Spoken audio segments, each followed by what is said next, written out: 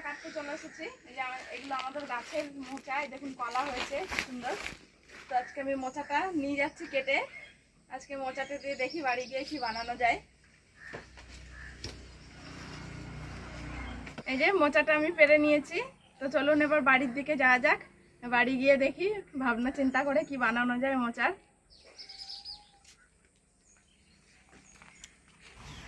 নমস্কার বন্ধুরা, ফুড বাংলা চ্যানেলে আপনাদের সবাইকে স্বাগত। আজকে আমি আবার আরেকটি নতুন রেসিপি নিয়ে আপনাদের সামনে এসেছি। আপনারা দেখেছিলেন আমি গাছ থেকে মোচা কেটে নিয়ে এসেছিলাম। তো এই মোচাটা আমি কাল রাতে ছাড়িয়ে কুচিয়ে একদম নুন আর হলুদ জলে ভিজিয়ে রেখেছিলাম। যেহেতু দেখেছিলেন কাঁচা কলার মোচা, তো এর আগেও বলেছি কাঁচা কলার মোচা একটু তেতো হয়, সেই কারণেই আগের দিন রাত্রেবেলা কেটে নুন দিয়ে হলুদ দিয়ে ভিজিয়ে রাখলে কি হয়, সেই তিতো ভাবটা চলে যায়, একটু তিতকুটে ভাব থাকে সেটা চলে যায়। তো তার জন্য আমি সেটাই করেছিলাম। আজকে আমি বানাবো মোচার চপ। তো সেই নুন হলুদ জলে ভেজানো আছে। এবার আমি মোচাটাকে ভালোভাবে ধুয়ে পরিষ্কার করে নিয়ে আসবো।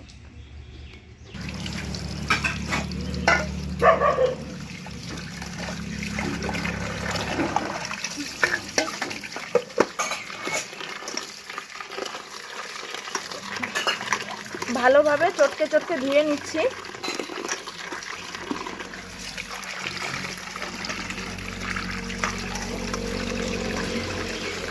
এই যে মোচাটা ধুয়ে নিয়ে এসে আমি জল ঝরানোর জন্য রেখে দিয়েছি। এই যে আগুন ধরে গেছে, এবার আমি কড়াইটা চাপিয়ে দিচ্ছি। মোচাটাকে সেদ্ধ করার জন্য এই দেখুন কড়াই বসিয়ে দিয়েছি। কড়াইতে আমি জল দিয়ে দিচ্ছি। এখানে আমি মিডিয়াম সাইজের দুটো আলু কুচিয়ে রেখেছিলাম, এই আলুগুলো জলের মধ্যে দিয়ে দেব।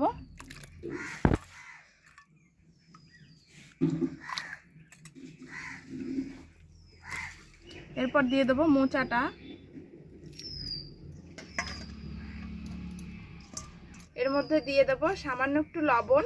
যেহেতু আমি লবণ দিয়ে সারা রাত ভিজিয়ে রেখেছিলাম, তাই লবণের পরিমাণটা একটু কমই দেব।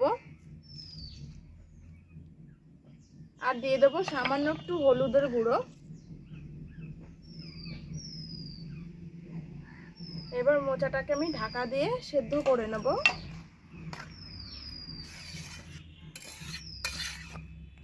এবার ঢাকাটা দিয়ে দিচ্ছি। এই যে দেখুন এখানে আমি মোচার চপ বানানোর জন্য মশলা নিয়ে নিয়েছি। তো আদা রসুন কাঁচা লঙ্কা আর একটুখানি পেঁয়াজ, এগুলোকে আমি সব একসঙ্গে এবার বেটে নেব।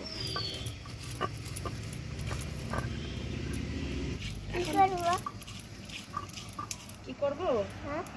মোচার চপ বানাবো। মোচার চপ খেয়েছিস কোনোদিন? ওইটা কি?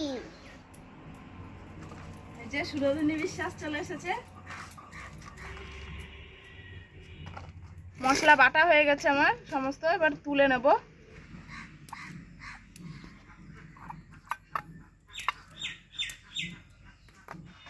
আমি এই মশলার মধ্যে আরও কিছু মশলা দিয়ে দেবো। তো তার জন্য এই দেখুন এখানে নিয়েছি জিরের গুঁড়ো। তো এখানে আমি জিরের গুঁড়ো দিয়ে দিচ্ছি 2 চামচ। দিয়ে দেবো 1 চামচ লাল লঙ্কার গুঁড়ো। আর দিয়ে দেবো 1 চামচ ধনের গুঁড়ো। এবার এই মশলাটাকে আমি একসঙ্গে একটু ভিজিয়ে রেখে দেবো।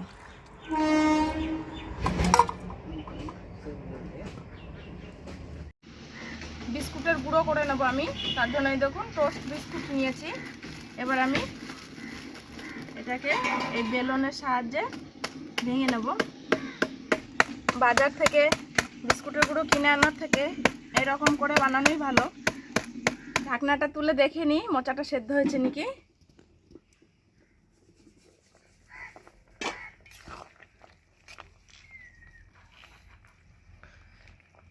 মোচাটা সেদ্ধ হয়ে গেছে, এবার আমি নামিয়ে নেব।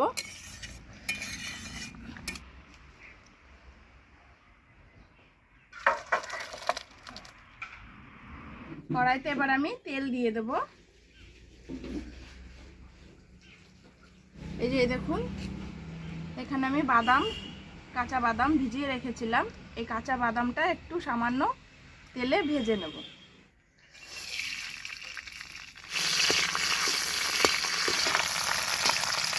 বাদামটা ভাজা হয়ে গেছে, এবার আমি তুলে নিচ্ছি।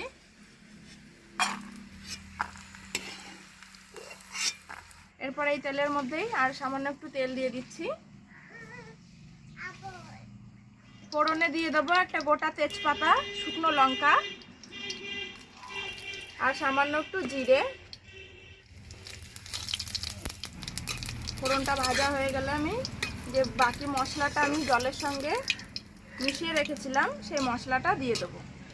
এবার এই গুলে রাখা মশলাটা দিয়ে দিচ্ছি।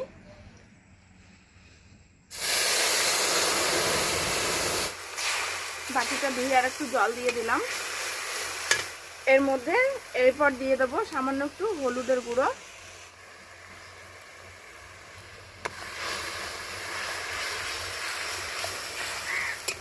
এরপর আমি মশলাটাকে সমস্ত খুব ভালোভাবে কষিয়ে নেব। এবার আমি সিদ্ধ করে রাখা মোচাটা এর মধ্যে দিয়ে দেব।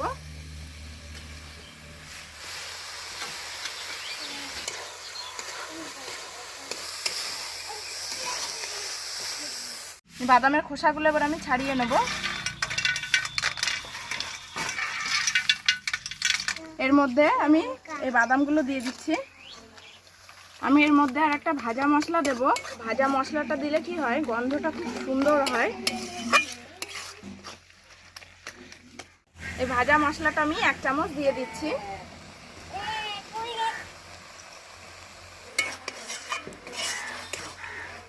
মোচাটায় নুন ঝাল ঠিক হয়েছে নাকি দেখার জন্য একটু ঠাকুমাকে দিচ্ছি আমি।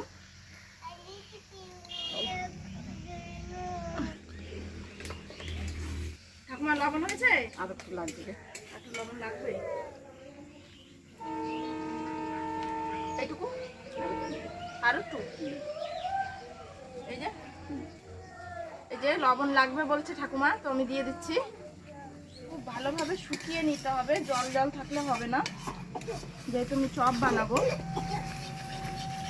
এইবার খেতে খুব ভালো হয়েছে, খুব স্বাদ হচ্ছে। এই যে দেখুন একদম আঠা আঠা করে নিতে হবে। এবার এটাকে আমি তুলে নেব।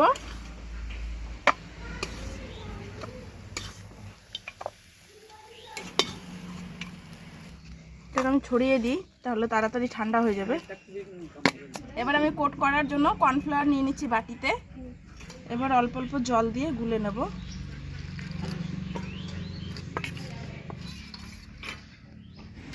এই যে এই দেখুন আমি এইভাবে তৈরি করে নিয়েছি। আকারটা খুব একটা ভালো হয়নি আজকে। এবার এগুলোকে আমি সমস্ত ফ্রাই করে নেব। কড়াইতে এবার আমি তেল দিয়ে দেব।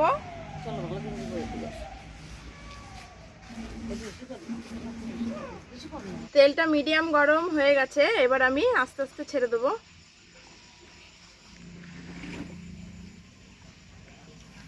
এগুলো ভাজা হয়ে গেছে, এবার আমি তুলে নিচ্ছি। এই দেখুন একদম কুরকুরে মোচার চপ। বাকিগুলো আমি সব এভাবে ভেজে নেব।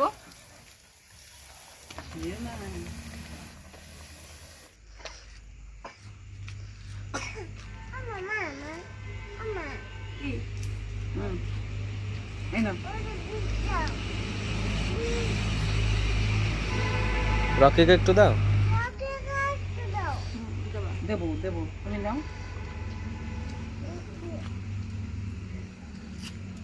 মোচার চপটা খুব সুন্দর হয়েছে, একদম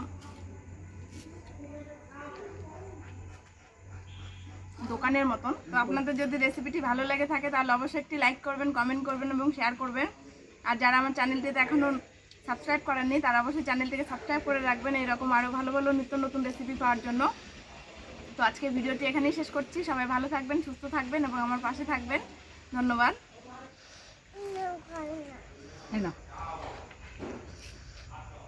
নেগো আর খাবা না?